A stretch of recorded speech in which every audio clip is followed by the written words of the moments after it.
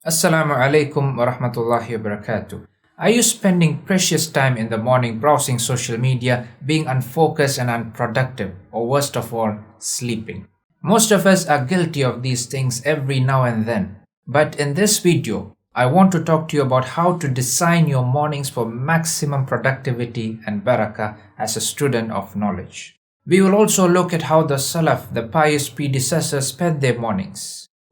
ومن ينفق الساعات في جمع ماله مخافة فقر فالذي فعل الفقر. وإذا ظلمت فإن ظلمي باسل مر مذاقته كطعم العلقم. ألم تعلمي أني إذا الضيف نابني وعز القرى أقري السديف المسرهدا. Welcome to the Arabic Fluency channel. If you are new here, we make content around Arabic poetry, Islamic history, productivity and other topics to inspire you to learn the Arabic language and build a solid foundation for your knowledge. Before we get started, let me quickly tell you about my free Arabic course. Sign up using the link below to get access to hours and hours of sessions that cover the 3 Medina Arabic books and the Ajrumiyya. And finally, please subscribe to this channel, like this video and leave a comment as this will help the channel grow. Ready for insanely productive mornings? Let's jump right in. As I was doing research for this video, I came across information that totally changed my perspective about how to spend my mornings. As you will see inshallah, mornings are absolutely critical for the student of knowledge. The Prophet ﷺ made a special dua for his ummah and he said, Allahumma barik li ummati fi bukuriha. O Allah, give barakah for my ummah in the early hours of the morning. And whenever he ﷺ would send out an expedition or an army, he would do so in the early hours of the morning. A Sahabi named Sakhr was a businessman who would send forth his merchandise early in the morning, and he became successful and wealthy. And this hadith is reported by Abu Dawood and At-Tirmidhi. Ibn al-Qayyim states that the salaf would not sleep during the time after Fajr even if they are tired or have been traveling. In case they had to sleep, they would sleep only after sunrise. He also says in his book Miftah Dar Sa'ada that the early part of the day is like one's youth and the latter part is like old age. If you are accustomed to something in your youth, you will be accustomed to it in your old age. Therefore, how you spend your morning determines the state you are in during the rest of the day. If you're lazy in the morning, you'll be lazy during the rest of the day. But if you take control of your morning, the rest of the day will be beneficial. And you will find it easy to do khair and you will be given barakah. And he says, it is said, your day is like a camel. If you hold it by its front, the rest of the body will follow. Similarly, if you take control of your morning, the rest of the day will follow.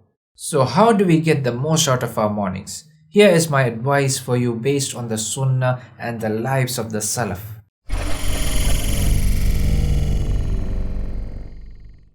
Start your day with dhikr or remembrance. This is what the Prophet ﷺ and the salaf used to do. Something that kills our productivity in the morning is what a lot of us are guilty of. We check our phones the first thing in the morning.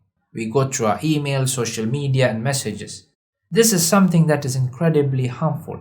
You can find videos on YouTube by neurologists and scientists talking about the effects of this on your brain. When you check your phone in the morning, this interrupts the natural waking up process of your body. When you go through your social media and alerts, your brain secretes a pleasure chemical known as dopamine. This is why you find it hard to take your eyes off the phone sometimes. This is also why you feel like checking your phone all the time. The bottom line is checking your phone in the morning will make you lazily waste your time the first thing in the morning, and this sets a trend for the rest of the day. What you need to do, and this has been a total game changer for me personally, is to not use your phone for at least 1 hour after waking up. Try this and this will inshallah change your life.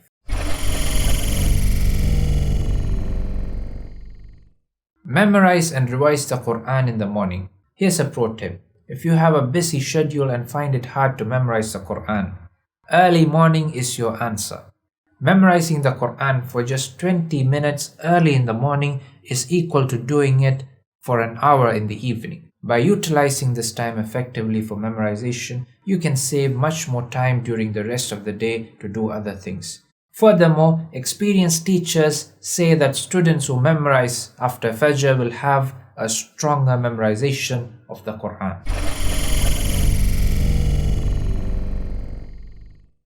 The third and final tip I have for you for a productive morning is to do a bit of planning and mental alignment.